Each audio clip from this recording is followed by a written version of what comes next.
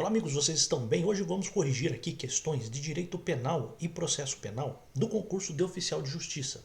Mas o que eu vou fazer? Os assuntos que eu vou tratar aqui, eles também poderiam ser perguntados em outros concursos, como por exemplo o Tribunal de Justiça. Então, ao mesmo tempo que eu estou corrigindo a prova para oficial de justiça e podemos ter um concurso só para a capital, você sabe disso, a gente também pode usar esse conteúdo aqui para as questões de escrevente. Então veja só, olhando para a prova de oficial de justiça, eu vou fazer aqui a análise de algumas questões. Uma delas, a minha versão é a versão 2, tá? Da prova. Primeira coisa, questão 27 de direito penal. E aí veja, não basta eu te dar a resposta. E aqui tem uma observação importante, né, para esses malucos que dizem que basta você pegar lá um PDF com todas as questões e resolver que está suficiente. Não está. Por quê? Porque você precisa de aula e você precisa de um professor para te orientar em algumas coisas. Olha só. Crime que tem a pena aumentada quando for cometido por funcionário público que se prevalece do cargo. Pois bem, então ele está perguntando qual é o crime que você tenha um aumento de pena por funcionário público que prevalece do cargo. Qual é o ponto principal aqui? A VUNESP, já falei isso, já fiz live falando disso, já falei isso dentro do curso, já falei em um monte de lugar. A VUNESP tem perguntado algumas coisas um pouco fora do que se costumava perguntar. Então, qual é o ponto aqui? Isso aqui é uma daquelas perguntas diferentes. Já falei uma vez, até na revisão para o concurso de escrevente e tal, o que eu falei? Falei o seguinte, às vezes a VUNESP ela vai perguntar assim, são crimes que são cometidos contra a administração da justiça, são crimes contra a administração da justiça, tais e tais e tais crimes, exceto um, por exemplo. Né? Então ele está olhando, o examinador está olhando de fora algumas coisas para ver se você consegue fazer associações. Aqui é a mesma coisa. Então veja, de uma lista de crimes que você tem no edital de concurso, você precisaria entender quais são os crimes em que a pena se aumenta quando é cometido por funcionário público que se prevalece do cargo. Professor, como que eu faço para saber isso? Como que eu faço para decorar? Veja, não são muitas hipóteses. Então olha só, o que você vai fazer? Eu estou aqui no Código Penal, pela internet, eu coloco lá prevalecendo. Ó, eu tenho aqui artigo 68, não está no nosso edital. Aqui 129 não está no nosso edital. 216 também não. Opa, o 294 e 295 pode estar. Né? Ó, petrechos de falsificação. É um dos crimes que, se for cometido por funcionário público, prevalecendo-se do cargo, você tem um aumento de pena. Então você tem aqui, ó, olha só, petrechos de falsificação. Outro que você tem isso, olha só, coloca aqui prevalecendo. Aqui você vai ter falsificação de selo ou sinal público, que é o nosso crime. Então, falsificação de selo ou sinal público. Coloca de novo, vê se tem mais alguma coisa. Ó. Digitou de novo, falsificação de documento público. Veja que na sua questão você tinha falsificação de documento particular, hein? Olha que louco. Então, falsificação de documento público. Você tem aqui falsificação de documento público. E aí você tem ainda o 299, falsidade ideológica. Então, se o agente é funcionário, comete o crime prevalecendo-se do cargo. Então aqui, falsidade ideológica. Então veja só, às vezes o que a VUNESP tem perguntado não é só o crime e tal, isso é importante também saber, isso é o básico que você tem que saber e é o básico bem feito que te permite ter muitas questões acertadas nas provas, tá certo, tá tudo perfeito. Só que tem uma coisa muito importante aqui, você precisa fazer associações. Então, o que você poderia fazer também? A gente já fez isso lá nas revisões, né? Para escrevente, por exemplo, quais são os crimes praticados por funcionário público contra a administração? Tenha esses crimes em mente. Ou quais são os crimes cometidos por particular contra a administração? Ou quais são os crimes contra a administração da justiça? Por exemplo, se eu perguntasse assim para você, qual desses crimes, desses dois que eu vou te dar, é crime contra a administração da justiça? Ou é exploração de prestígio, ou é tráfico de influência, você precisa saber, tá? Então isso é uma coisa importante para você fazer, tá? Então essa é uma questão importante aqui de você fazer essas associações. Então questão 27, de fato a questão tem a resposta, a letra D está certo, não tem nada a se corrigir aqui nesse gabarito, a mudar alguma coisa assim. Professor, por que você não corrige logo quando sai a prova? Porque a gente, como concurseiro, precisa entender qual é o entendimento da banca. Então não adianta eu me antecipar aqui, mas os outros cursos fazem, e às vezes dão respostas erradas para vocês. Aí ele dá uma resposta e faz um gabarito preliminar, a banca dá uma outra resposta dele e fala, não, é verdade, isso aqui poderia ser desse jeito, ser daquele jeito. Então eu tenho muito cuidado com isso, eu não faço isso com os meus alunos, não crio também falsas expectativas, então esse é um ponto importante aqui. Então questão 27, letra D, lição da questão, não só saber que para falsificação de selo ou sinal público a pena se aumenta se for cometido por funcionário público. O importante aqui está no que vem depois. Isso não é falado lá nos PDFs dos bonitos lá. Qual é o ponto? Existem outros crimes em que esta situação se repete, tá? Então, quando é cometido por funcionário público, que se prevalece do cargo. Então, essa é a informação importante da questão, não é só a resposta. Para fins de estudo, isso aqui que eu estou colocando é o mais importante, tá bom? Decore isso, P3 de falsificação, falsificação de selo ou sinal público, falsificação de documento público e falsidade ideológica, aumenta a pena, tá? Sempre lembrando que se a gente tiver ainda uma situação em que essa pessoa exerce uma função de direção, etc., você vai lá para o 327 do Código Penal, que você tem ainda uma outra causa de aumento lá de pena, tá bom? Aqui o 28, imagine que um funcionário público tenha a posse de um automóvel particular. Então ele tem a posse de um automóvel particular em função do cargo. Então ele está com esse automóvel por causa do cargo dele. Então imagina que ele é um escrivão de polícia e está como, sei lá, responsável por um carro num depósito, num pátio, né? Exemplo, né? Imagine ainda que, tendo ciência de que o proprietário do automóvel morreu, faleceu, o funcionário apropria-se de tal bem. Qual é o crime? Claro, é peculato. Mas aqui eu quero que você se lembre de uma coisa, tá? A gente tem peculato, furto, que é subtrair da repartição. Temos o peculato desvio, que é desviar alguma coisa. Temos o peculato apropriação, que é o servidor apropriar-se de alguma coisa que ele tem em razão do cargo. A gente tem o peculato mediante erro de outrem, que é o 313 do Código Penal. E a gente tem ainda, só para não fugir da sequência aqui, a gente tem o peculato culposo, tá? Então, quero que você entenda isso, e a gente ainda tem outros tipos de peculato. Por exemplo, quando você tem lá aqueles crimes de invasão de dispositivo informático, lá do 313, alguma coisa lá do Código Penal, você tem o que a gente chama de peculato hacker. E você também tem o peculato pirata. Tá? Esses são nomes, né? São curiosidades aqui, mas não imagino que esses dois aqui sejam perguntados pela VUNESP, mas os outros aqui poderiam até ser perguntados. Esse tipo de peculato, como se chama? Daí você tem lá peculato apropriação, peculato desvio e tal. Na verdade, ele se apropriou, tá? Então, essa é a ideia aqui. Tá? Então, desviar é você dar um outro destino de imediato. Você recebe um negócio para ir para um lugar e você já coloca em outro. Isso é o peculato desvio. Né? Peculato furto ele subtrai, ele retira da repartição. Peculato culposo é aquele que, se ele reparar o dano antes de terminar o processo da sentença definitiva transitada em julgado, extingue-se a punibilidade. Acho que você se lembra disso. A gente faz as questões aqui e, ao mesmo tempo, revisa aqui algumas coisas. Então, acho importante a gente olhar dessa forma aqui. Então, a resposta, questão relativamente fácil, mas em cima da questão a gente consegue trazer outros conceitos importantes aqui para você, tá bom? Questão número 29, denunciação caluniosa. Lembre-se, né? Denunciação caluniosa, ela se assemelha muito, é um crime contra a administração da justiça. Olha, então veja, quando eu falo assim, peculato, bom, peculato precisa vir na sua cabeça, é um crime praticado por funcionário público contra a administração pública. Quando eu falo, por exemplo, de denunciação caluniosa, é um crime contra a administração da justiça. Lembre-se, ele se assemelha muito a outros crimes, por exemplo, a autoacusação falsa, né? Ou a situação de você passar um trote, né? Então você tem lá vamos até colocar aqui, ó,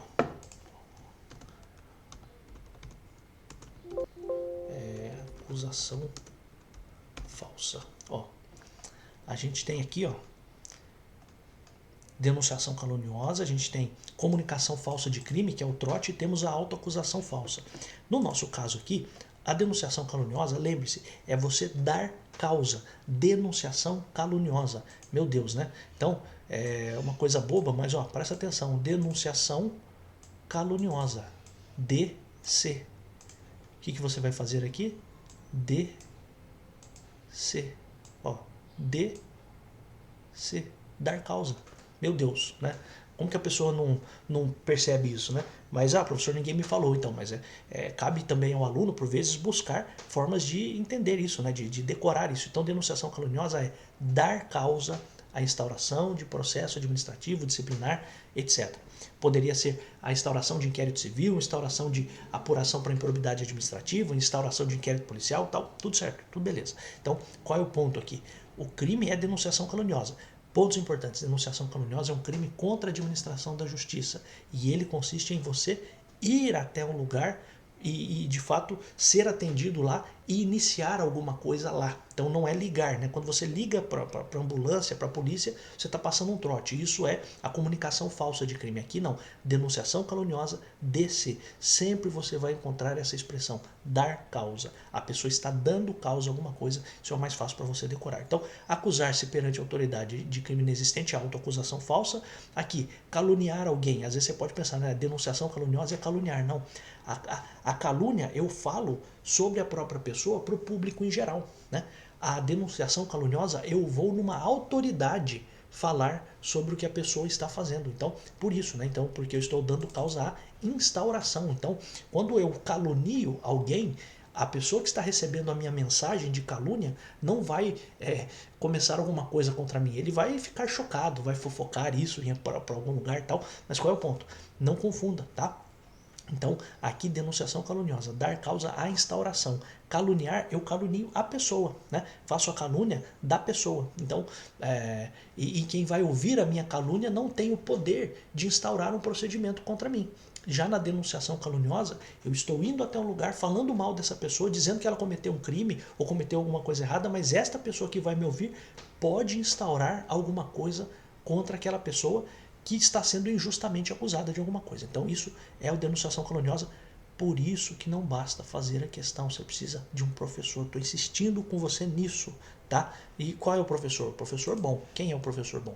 Aí julgue você, tá bom? Não basta você pegar lá, estou assinando lá o que concursos, isso ou aquilo. Não adianta, tá? Estou sendo claro para você, sendo muito honesto com você sobre isso. Estão enganando você quando falam que é só pegar as questões, resolver, fazer um mapeamento do que já caiu, etc. Isso é muito importante, eu faço também. Faço questões também, mas não é só isso. Você precisa ter um tempero aqui, você vê que em todas as questões aqui eu trago um adicional aqui que pode te ajudar, tá bom? Agora, processo penal, uma coisa importante, questão difícil essa aqui, tá? Questão muito difícil para mim de processo penal para o concurso de oficial de justiça, que a gente está vendo aqui a prova, é uma das questões mais difíceis. O 283 do Código de Processo Penal prevê 3 modalidades de prisão, quais sejam flagrante delito, prisão cautelar e condenação criminal transitada em julgado. Olha o que diz o artigo 283. Vamos olhar para o próprio artigo.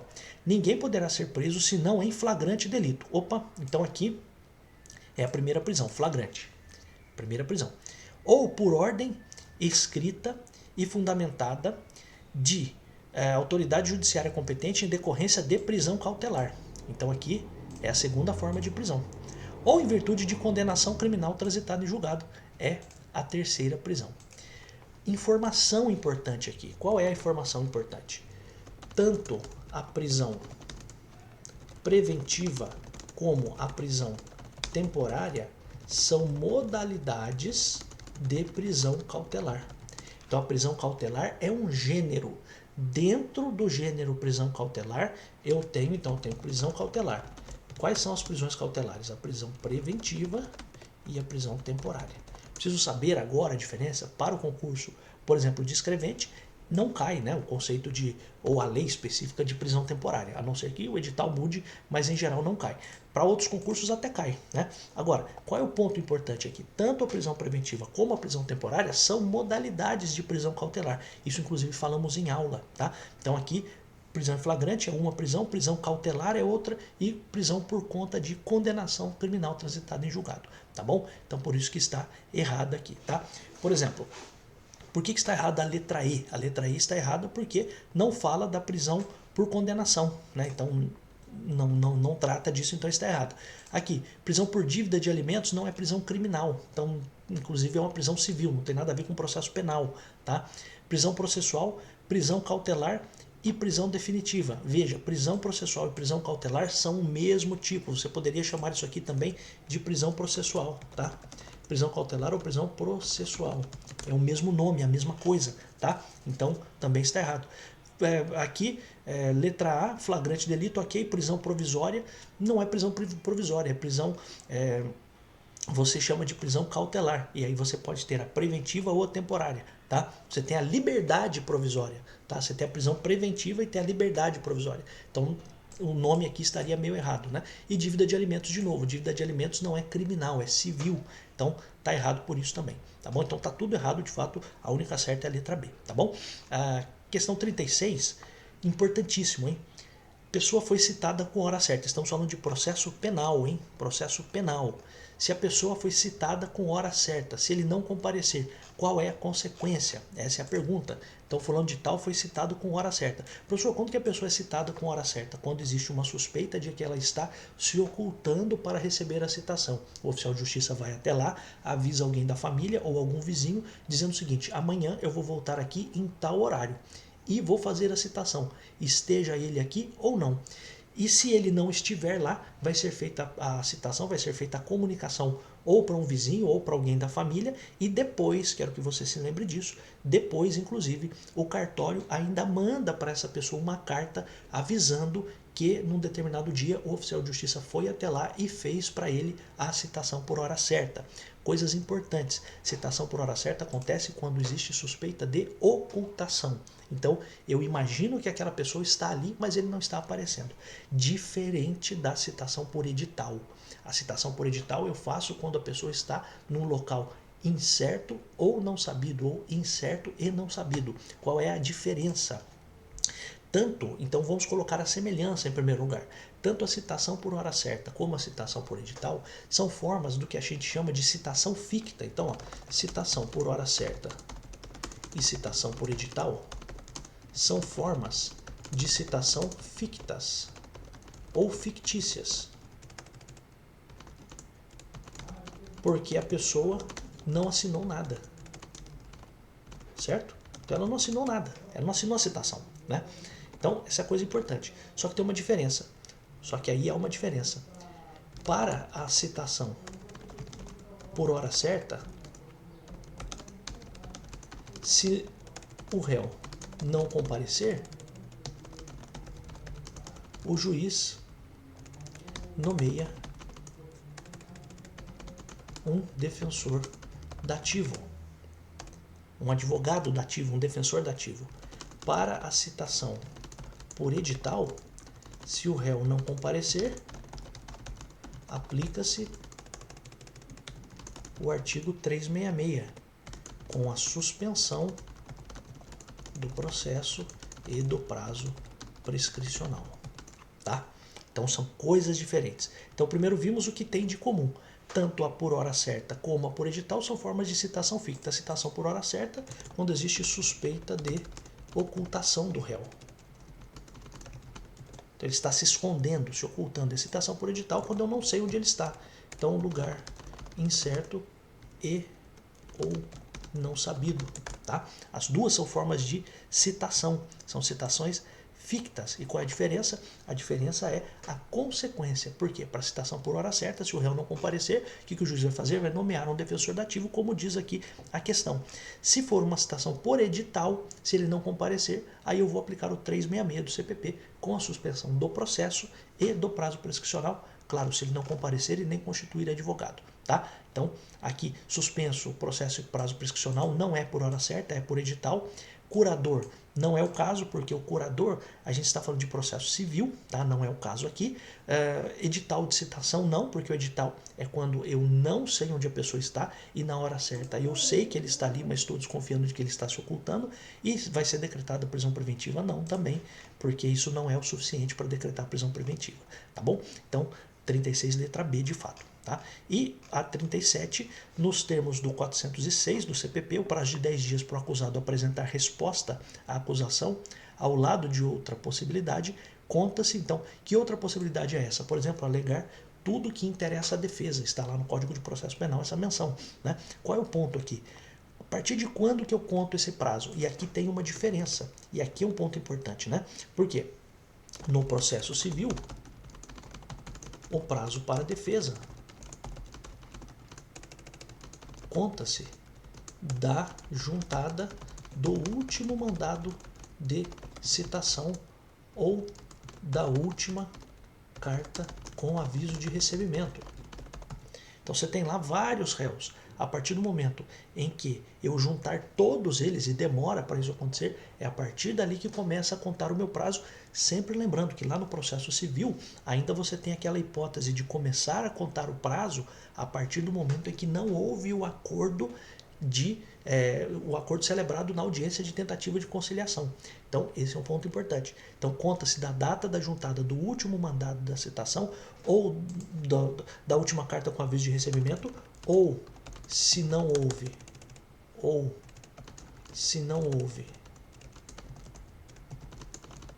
conciliação a partir desta data, tá? Então, isso no processo civil. No processo penal, como as coisas precisam ir mais rápido,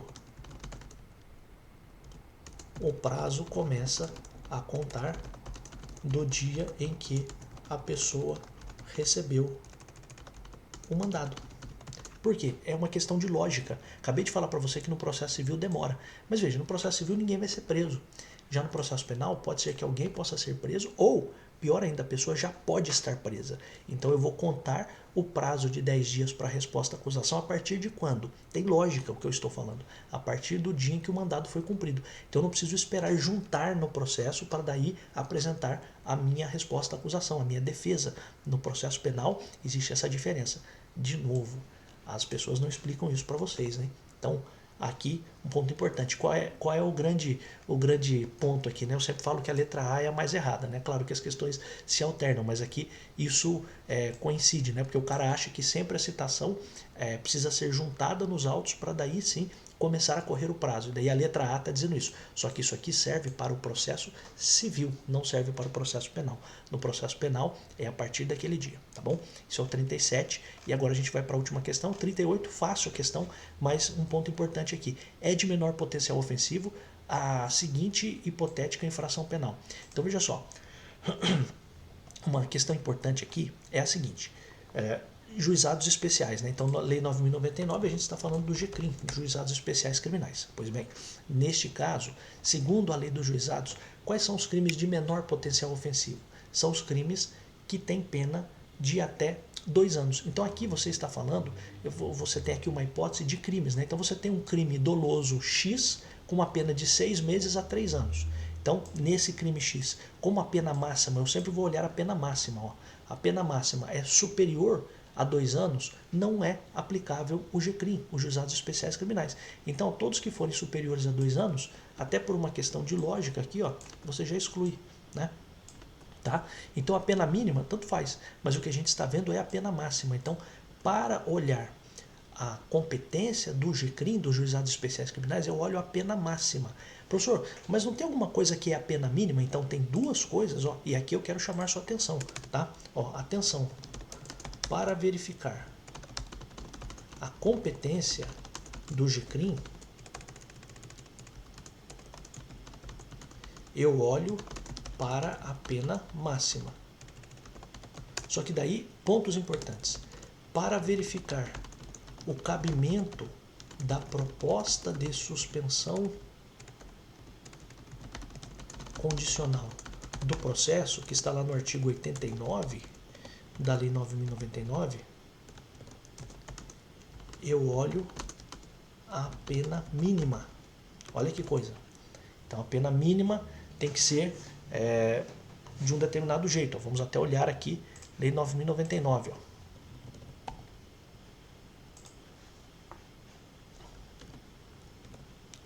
Artigo 89. Nos crimes em que a pena mínima combinada for igual ou menor a 1 ano. Então, olha só. Então, aqui eu olho a pena mínima, que precisa ser menor ou igual a 1 ano. Tá? Esse é um ponto importante. E para verificar o cabimento de acordo de não persecução penal, que não vai ser no GCRIM, mas em qualquer outro caso, eu olho também a pena mínima. Então a gente vai lá no Código de Processo Penal. Ó. A gente vai lá no Código de Processo Penal, artigo 28A. Ó. Não sendo o caso de arquivamento e tendo o investigado confessado formal e circunstancialmente a prática de infração, sem violência ou grave ameaça e com pena mínima inferior a 4 anos, então aqui está a resposta. Então, pena mínima inferior a 4 anos. Tá? Então vejam, amigos, que é importante que a gente preste atenção nisso, porque por vezes isso pode ser perguntado para a gente. Então, a competência, então para que isso esteja no GCRIM, eu olho para a pena máxima. Qual é a pena máxima? Tem que ser o máximo de até 2 anos. Agora, para qualquer crime, seja dentro do GCRIM ou fora, eu posso olhar uma condição para suspensão condicional do processo. E a suspensão condicional do processo, eu olho para a pena mínima. Então preste atenção, inclusive, que a própria lei fala isso, né? A lei fala assim, ó. Opa, deixa eu só colocar aqui. Ó. Olha só o que a lei fala. Nos crimes em que a pena mínima for igual ou inferior a 1 ano, abrangidas ou não por esta lei. Então pode ser que você tenha um crime que a pena máxima é de 4 anos, mas a pena mínima é de 1 ano. Então é possível que você tenha a suspensão condicional do processo usando a Lei 9.099. Então veja, às vezes o aluno não tem essa dimensão. Então preste atenção. Atenção, então vou até colocar aqui. É possível que eu utilize o artigo 89 da Lei 9.099 até mesmo para crimes que não são julgados pela Lei 9.099. Então, por exemplo, um crime com pena entre pena mínima de 1 ano e pena máxima de 5 anos. Por quê? Porque para eu utilizar o artigo 89, eu posso utilizar inclusive para crimes fora da Lei 9.099. É o que diz a lei. Ó, nos crimes em que a pena mínima combinada for igual ou inferior a 1 ano, abrangidas ou não por esta lei, ou seja, crimes que são de competência dos juizados especiais criminais ou para outros crimes que não são. Se eu olho, por exemplo, para esse crime aqui, que tem pena de 1 a 5 anos, isso aqui vai ser julgado pelo GCRIM? Não vai ser julgado pelo GCRIM. Mas mesmo assim, eu posso aplicar a lei do GCRIM para este caso? Eu posso, porque eu vou olhar a pena mínima. Ó, esse é o ponto. Tá? E aí, por conta disso, eu posso, a depender se a pessoa tiver boas condições pessoais, se ela não tiver antecedentes, etc., eu posso propor para essa pessoa a suspensão condicional do processo. Tá? Então, são coisas aqui muito importantes. Então, você, para fins de olhar a competência dos juizados, você olha a pena máxima. Para você verificar o cabimento de proposta de suspensão condicional do processo, eu olho a pena mínima, que precisa ser menor ou igual a 1 ano, ok? E isso, quero que você se lembre, isso se aplica também para crimes que não são da competência do GCRIM. Isso é um negócio que cai muito em concurso. Você dá lá um crime com um crime hipotético que tem pena de 1 a 5 anos. O cara preenche todos os requisitos. Não cabe você julgar isso no GCRIM, mas você pode usar o artigo lá que está na lei do GCRIM para essa pessoa, mesmo que esse caso esteja fora do GCRIM. Esse é o ponto importante. E para eu verificar também o cabimento de acordo de não persecução penal, eu também olho a pena mínima, que precisa ser inferior, precisa ser menor do que 4 anos. Amigos, é assim que se corrige questões e é assim que se estuda por questões, tá bom? Eu vou ficando por aqui, agradeço muito, estou tomando aqui a minha coquinha, estou aqui no meu horário de almoço. Queria fazer um convite para você, em 1 minuto. Se você quiser estudar comigo para concurso de oficial de justiça da capital, se quiser estudar comigo para o escrevente, se quiser estudar comigo para o concurso do TRE unificado, né, que teremos aí, eu estou à disposição. Eu vou deixar as anotações desta aula lá no meu canal do Telegram, tá bom? E além disso, se você quiser entrar para estudar comigo, eu tenho já um monte de coisa montada, já várias aulas inéditas, muita coisa que, claro, não está aqui no YouTube, então eu tenho tudo lá. Se você quiser, é um valor super acessível, R$ 20 por mês, você vai entrar pro meu curso Base Jurídica, lá tem todos os conteúdos para Polícia Civil, para escrevente, para oficial de justiça, tudo que é necessário para você de fato se dar bem e fazer questões desse jeito aqui. Não precisa fazer 3.000 questões. Se você faz 10 questões desse jeito bem feitas, é muito melhor do que fazer 300 no dia, tá bom? volto em tantos outros vídeos. Um grande abraço para você e eu adoro estar aqui.